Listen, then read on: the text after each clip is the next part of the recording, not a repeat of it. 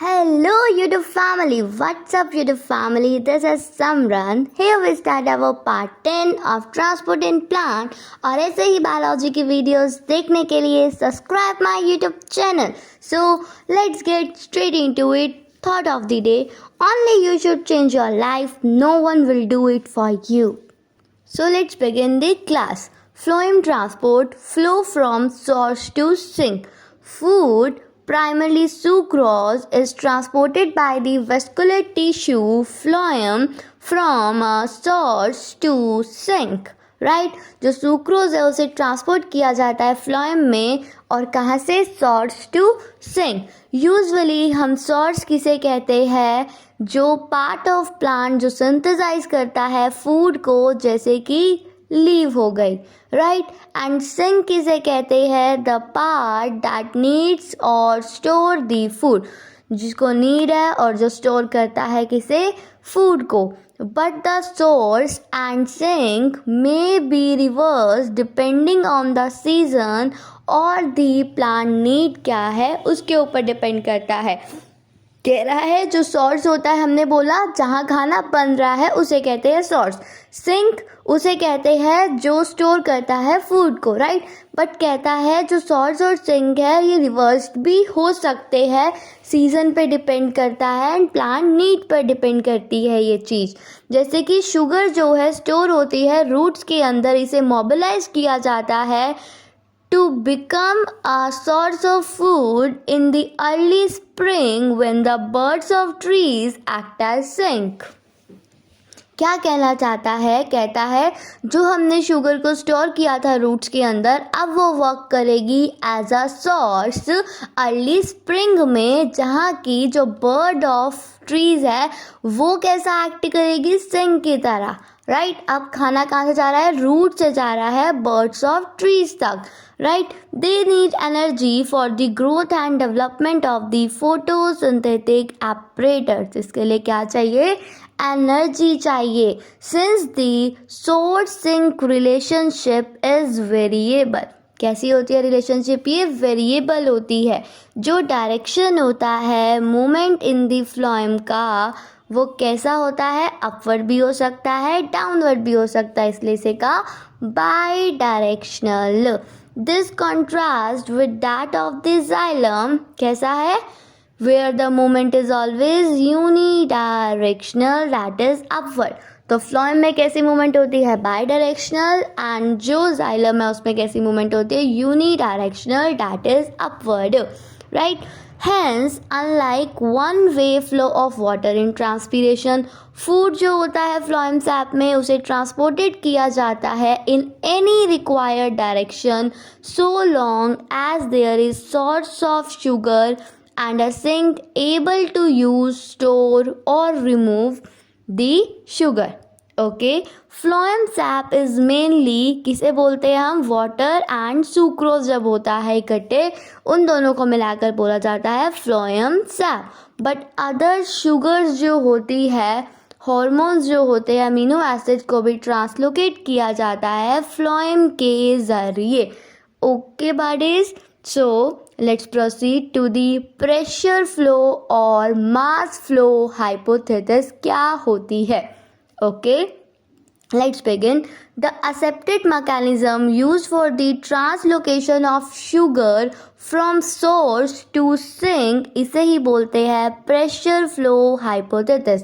समझ आया, ये मैकेनिज्म क्या किस लिए हेल्प करता है, ट्रांसलोकेशन कराने के लिए शुगर की सोर्स से सिंक तक, इसी को बोलते हैं pressure flow hypothesis. Okay, as glucose prepared होता है सोर्स की साइड, सोर्स पे प्रिपेयर होता है ग्लूकोज और उसे कन्वर्ट किया जाता है सुक्रोज में, जो कि एक डाइसैकेराइड शुगर है. Okay, the sugar is then moved in the form of sucrose.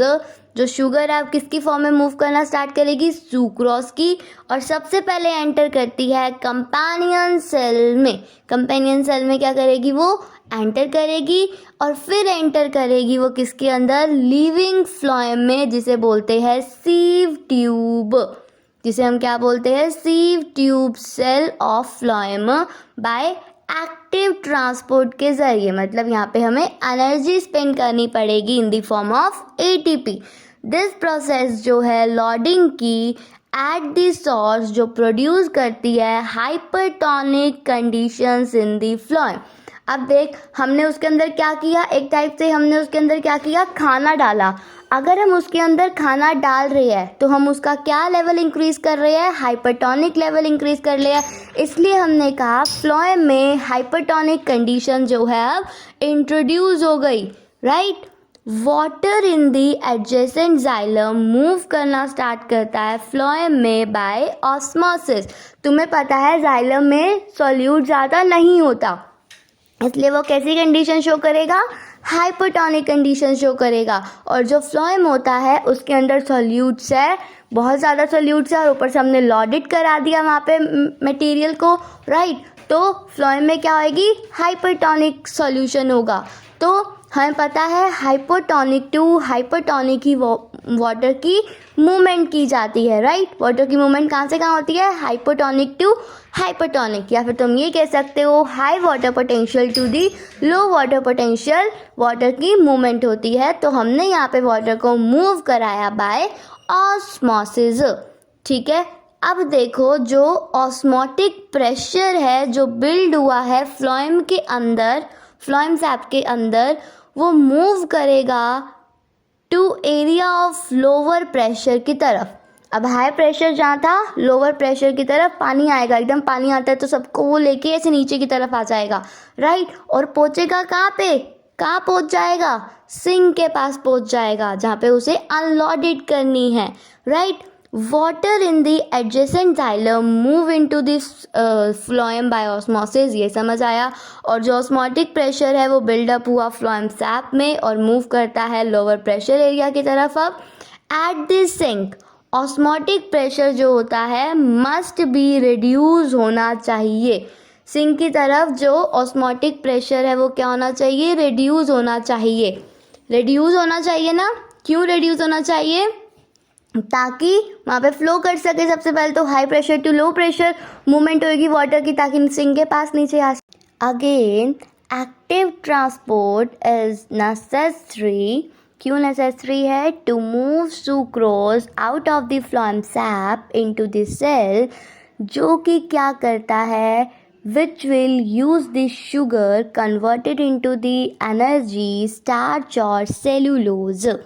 As sugars are removed, the osmotic pressure decreases and water move out of the phloem. इसका क्या मतलब हुआ कि जब तुम सीव ट्यूब सेल से उसे ट्रांसफ़र करोगे सिंक के पास, तो तुम्हें क्या चाहिए, एनर्जी चाहिए। क्या चाहिए, एनर्जी चाहिए। तो एनर्जी चाहिए उसके लिए, इसलिए क्या हुई, एक्टिव ट्रांसपोर्ट हुई, ओके। जब तुमने एक बार शुगर को रिमूव्ड कर दिया सीव ट्यूब सेल से, तो ऑस्मोटिक प्रेशर क्या होगा, डिक्रीज़ होगा। जब ऑस्मोटिक प्रेशर डिक्रीज़ होगा तो वहाँ पे कौन सी कंडीशन आएगी, हाइपोटोनिक कंडीशन आएगी। अब हमें मूवमेंट करानी है हाइपोटोनिक टू हाइपरटोनिक कंडीशन में वाटर की मूवमेंट होगी। तो अब जो पानी होगा फ्लोएम से वो कहाँ चला जाएगा, जाइलम में चला जाएगा। Got it. सो चलिए आगे चलते हैं। टू समराइज, अगर तुम्हें समराइज करना है प्रेशर फ्लो और मास फ्लो हाइपोथेसिस को, the movement of sugar in the phloem begin होती है सॉर्ट से।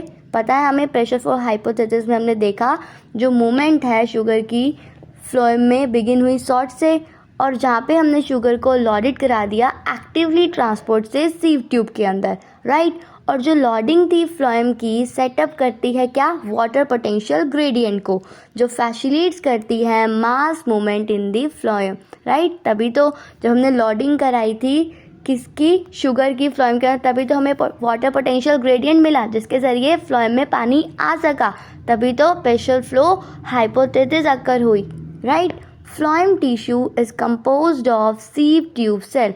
जो फ्लोएम टिश्यू है वो किस किस से कंपोज्ड है, ये देखो, सीव ट्यूब सेल से कंपोज्ड है, जो फॉर्म करते हैं long column with holes in their end walls जिन्हें हम बोलते हैं सीव प्लेट। ये तुम्हें इंपॉर्टेंट पॉइंट्स में मैं एक डायग्राम बना के दिखाऊंगी, उसे अच्छे से देख लेना, ये उसी के रिलेटेड पॉइंट है। Okay, got it. नाउ देखिए आगे, साइटोप्लाज्मिक जो स्ट्रैंड्स है यहाँ पे पास होते हैं थ्रू दी होल्स जो कि सीव प्लेट में है।